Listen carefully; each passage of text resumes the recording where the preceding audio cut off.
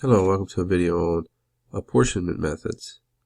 So in this video we're going to find standard divisors, standard quotas, understand the apportionment problem, and then we'll use some apportionment methods. Hamilton's method, the Quota Rule, and then Jefferson, Adams, and Webster's method. Alright, so standard divisors, standard quotas, standard divisors found by dividing the total population under consideration by the number of items to be allocated. This is, typically with like Congress. Like you have, have 50 states. We have this many congressional people, and we're going to divide that total number of congressional people by the 50 states. And this is how many that we're going to give to each state. All right, and that's a typical thing. It's not just congressional seats. That's what we typically think of when we think of standard divisors and quotas, but it can be things like teachers' assistants in a county system, number of school buses in a county system, the number of hours a team can practice in a gym, in a state or a school or something like that. So anyway, it's used over a lot of things, but we typically think of it with seats in Congress. Alright, sorry, but there's the formula. Total population, number of allocated items that we're dividing. And then the standard quota, we take that total population of a particular group, a little subgroup usually, and then we divide by that standard divisor, which we just computed. So it's very important that you understand this thing that we're dividing by here is what we just compute up here. Okay, so once we've computed this, it comes down here, and then we use that number as the denominator, the thing we divide by. Alright, so let's do one. Let's find the standard quotas. So we're going to take our Margaritaville, where we got our 4 states A, B, C, and D. Alright, we've got our population of each little state, and we've got our total population for the whole entire republic. Okay, now we've got this number right here will have to be given to you. I don't want you like wondering where's this 30 coming from. This is going to be how many seats this whole entire country is going to have total. So we're going to take that 890 and we're going to divide by 30 the total number of seats, and our standard divisor is going to be 63. Right, so what we're going to do is we're going to take this 275 and we're going to divide by 63, that number on the top, or the numbers from the table. So what I'm going to do in my calculator, this is one way, you can just do it one by one. I'm going to put each one of these numbers into my editor. So I'm going to hit Stat Edit. I'm going to go up here and, well, let me just use this list 3. I've actually got something I'm going to do with these numbers. No, that's fine. I'll clear them out. So, clear. Okay. So in list A, I'm going to put in 275. I'm going to just put all of these numbers. All right, I'm going to hit second quit, and then I'm going to go back in and I'm going to divide second one, list 1, that's where I've got my data, list 1 divided by 63, the standard divisor, and I'm going to store that in list 2. Alright, and so there's those numbers. I'm going to hit Stat, go back into the editor. So there's no numbers, 4.37-ish, 6.08, 7.38 roughly, and 12.18. Those are my standard quotas when I type that in there. So again, we just take those numbers from the data, those populations of the little states, and divide them by that standard divisor that we just found. And there's our standard quotas. Okay, so there's the numbers that we got, and it's fine to do it by hand. I just did it with a calculator in the table just so you can see a little shortcut method. Now you may be wondering, okay, well, what are these numbers? Well, if you add up list 2, if I sum the numbers in list 2, this 2, there is the 30. So what that division does, we divided, if you go back and look at what we did from the beginning, we divided this sum by 30. That gave us 63. Right? And then we went through and divided all those things by 63, right? Which in effect kind of flip-flopped. It took the sum and it, instead of like dividing by 30 and getting 63, it's almost kind of like we did divide by 63, and so we're getting 30 for the total right here. So whatever number you divided by is what your sum of the standard quotas is going to end up being. Now, you can't. The problem is where the apportionment problem comes from is you can't have 4.37 members of Congress. You can't have 12.17 congressional members. You have to have 4 or 5. It's a seat in a chair. So it's literally, you know, when they meet, there is a chair for each person. So you can't have decimals. You have to have whole numbers. So the apportionment problem comes in with, all right, how do we round this? You know, how do we round these decimals to get the right, a fair number of seats for each of these states? So that's what this whole entire idea is. All right, can we round these standard quotas, these decimals that we're getting? Can we round them up or down? And the answer is yes. If we round them down, that's called the lower quota. If we round it up, that's called the upper quota. So if I rounded all these down, I'd have 4 for this state, 6 for this state, 7 and 12. If I added that up, I'd have 10 and 19, which is 29, which is not quite 30. And then if I rounded it up, you know, and ignoring the rules of rounding for a second, just round it up, I'd have 5, 7, 8, and 13. And if I added all that up, I have 15 and 5 is 20, plus 3 is 33, which is way over what I'm allowed to have. So one way I got 29, the other way I got 33. I'm going to have to round some up, well, round one up, and then round the others not up. Somebody's going to, one of these numbers is going to have to be rounded up, and the rest not, for this to work out. So that's the problem with the apportionment problem is how do I round this? Who gets that rounded figure in this case to take me from 29 to 30? Because I got to get it to 30.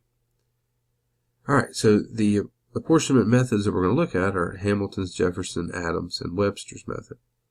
And if these names kind of look familiar to you, yes, we're talking about, you know, presidents. Yes, these are presidents. This one's not though. But the problem is going to come from, we've got 29, we need to get to 30. All right, who gets the one? Who gets the extra seat? So the different methods, we're going to start with Hamilton's method. It's the easiest method to understand. So it says calculate your standard quota. All right, the standard quota is what we just did right here when we divided all those numbers by 63, which was our standard divisor. And once we get that standard quota, everything goes down. Everything's rounded down to the nearest whole number. Okay, that's the big thing. So round down. All right, so it's the lower quota was what we basically have found. All right, and then any surplus items, here's the big thing. The surplus items, one at a time, go with the largest decimal part. So if we go back to the one we had here, everything would get rounded down. So we'd have 4, 6, 7, and 12. Truncated, if you will, just using the whole number parts. Drop off the decimal. And then who gets the largest, who gets the extra one? Remember, because it's at this sum to 29, it would be C, because that 0.38 is the biggest decimal part. Instead of 7, he'd get 8. And so now it adds to 30. All right, 10 and 20 adds to 30. So that's the way Hamilton's method works. It takes the biggest decimal after you've found your lower quota, after you've rounded everything down, and it gives any surplus items to the biggest decimals. Now, sometimes there can be, when you do a lower quota, sometimes there can be off by 2 or even 3. And so then you would just give 1 to the highest decimal, 1 to the next highest decimal, 1 to the next, and so on. Alright, so that's the way this works. Now, the quota rule says when you find your standard quota, you either round up to the upper quota or round down to the lower quota for your apportion method, because you shouldn't go, like, for instance, this first group should never have, it can have 4 or 5, but it should never have like 6. It should never have 3. You know, those numbers that are not the lower or upper quota should never be a possible value. So the point, what we're basically saying is, once you found your standard quota, what the quota rule says is you should either round down or up when you are allotted your seats. You should never round up and then go up 1 more. You should never round down and then go down 1 more. It should be either rounded down or rounded up, and that's it. So that's what the quota rule is saying. All right, the nearest lower or upper number from whatever the decimal is. All right, let's look at Jefferson's method. So this is going to be the first method what we call a modified divisor. So instead of the standard divisor, we modify it. So a modified divisor can be, it's usually close to the standard divisor, but it's usually either up or down above it. So Jefferson's method finds a modified divisor such that each group's modified quota is rounded down to the nearest whole number, and when we round down, we add up, and we get the number that we're after. You know, we get the allotted number of seats, basically. And these modified quotients are called modified lower quotients. Okay, so for Jefferson's method, you can associate Jefferson. For when he comes up with his modified divisor, we're going to end up rounding down to get our lower quotas. Okay. For Adam's method, in just a second, we're going to pick a modified divisor where we round up. We always round up and get modified upper quotas. But each group's modified lower quota is its apportion. It's going to be given that many seats. So let's try one. Alright, so this rapid transit service, they're going to allot 130 buses for these routes, A, B, C, D, E, and F. Okay, the number of buses assigned to each route is based on the average number of daily passengers per route. So Jefferson's method, he's going to pick his divisor to be 486. So in my first list, I've got all these numbers. Okay, I've got the number of passengers on each route.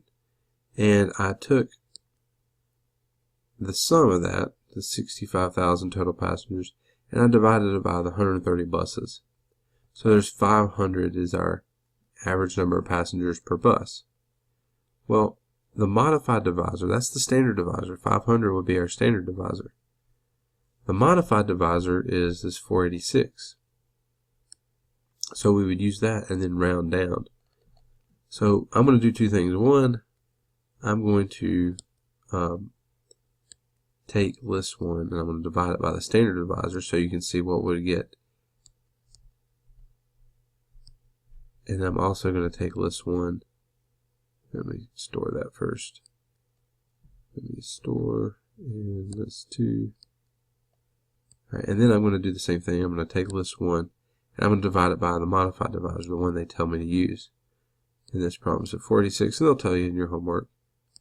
And I'm going to store that one in list 3. So what I want you to see here is, when I go back into the stat editor, this is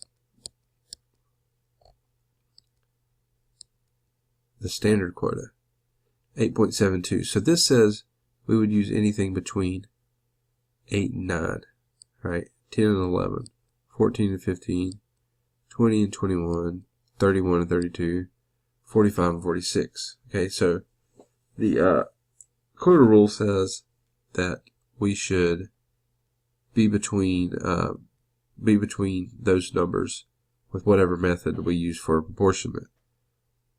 Well, this is what we get with that modified divisor, and remember, we round it down. We would round it down to the nearest whole number. So I would have 8 in there, right? And this one I would have 10. I'm rounding down everything. 8, 10, 14, just taking the whole number part, just dropping off the decimal. 8, 10, 14, 21, 31, and 46. Okay, and if I add all that up, the sum of, that was list 4, I believe. Alright, I get the 130 buses that I want. Alright, which is what I'm after. So list 4 is how we're going to divvy out those buses for each of those districts. So that's what that's saying. Okay, so we take that, basically all that's going on here is we're taking the list that they gave us, we're dividing by the modified quota, and then we're rounding that thing down. All right, rounding it down. And until we do that, basically the idea is we just keep changing this number until we get this sum to be the 130, or the number that we're after we round it down, is the way we're going to do it. So Jefferson's method, we just basically start off with that number. Because we're rounding down, the number that we use, that modified divisor, will be smaller than the standard divisor. But we start taking numbers away from the standard divisor until we get a modified quota that sums to the number that we're after when we round it down. Okay, that was his method. Alright, now Adams' method, same thing, except you pick your divisor and you're going to round it up to the nearest whole number to get modified upper quotas, and then those numbers rounded up will have to give us the 130 that we're after. So in that case, the modified divisor will be bigger, because if we're going to round it up, we need to have numbers that are smaller, so we would have to divide by a bigger number. All right, if we're going to round down, we have to have numbers that are bigger, so we have to divide by a smaller number. So it's just basically the opposite of Jefferson's method as far as the rounding goes. All right, so we're going to pick the exact same data set. All right, same data set we had before, that we're going to do it, except this time, instead of 500, we're going to use 512, a little bit bigger. And when we divide these numbers by 512, we get these numbers. All right, and notice when I round, everything gets rounded up to the next number. All right, now, I didn't get 130. I got 131. Oops, not 130. So what do I need to do? That means this number is too big. So I need to tweak it just the tiniest little bit. I need to, instead of 512, sometimes we can't use whole numbers. Sometimes we have to do something, because that number is too big, 131, we need something a tiny little bit smaller. Sorry, a tiny little bit larger. So we pick 512.17. All right, and now when we divide these numbers right here by 512.17, we get these modified quotas, and when we round them up, now it rounds to 130. And we get the apportionment that we want. We get these numbers that we're going to use. So 9, 11, 14, 20, 31, 45. All right? Versus before, it was 8, 10, 14, 21, 31, 46. So these first two districts picked up some, these first two districts picked up a couple, and these other districts down here lost a couple, using the different methods. Okay, now sometimes you do have to kind of play around with it. So we started off with 512, that wasn't quite big enough. 513 would have been too big. It would have been something that probably rounded to 130, or 129. So we had to pick something in between the two. Alright, Webster's method. Well, what Webster did is just use the rules of rounding. He said, let's find a modified divisor, and then when each group's modified quota is rounded to the nearest whole number, either way, up or down, just whichever whole number is closest, the sum of those quotas is going to be the apportioned amount, the amount that we're after.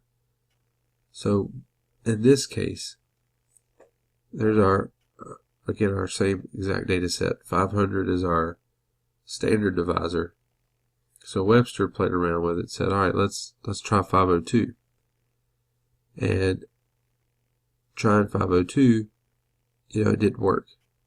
All right, 129 was the sum when we tried 502. All right, because that's too low, we need to make it a little bit smaller than 500, so let's try 498. And it's just literally guessing until something works. All right, when we try 498, just notice here, we're just literally following the rules of rounding. This gets rounded up. This gets rounded up.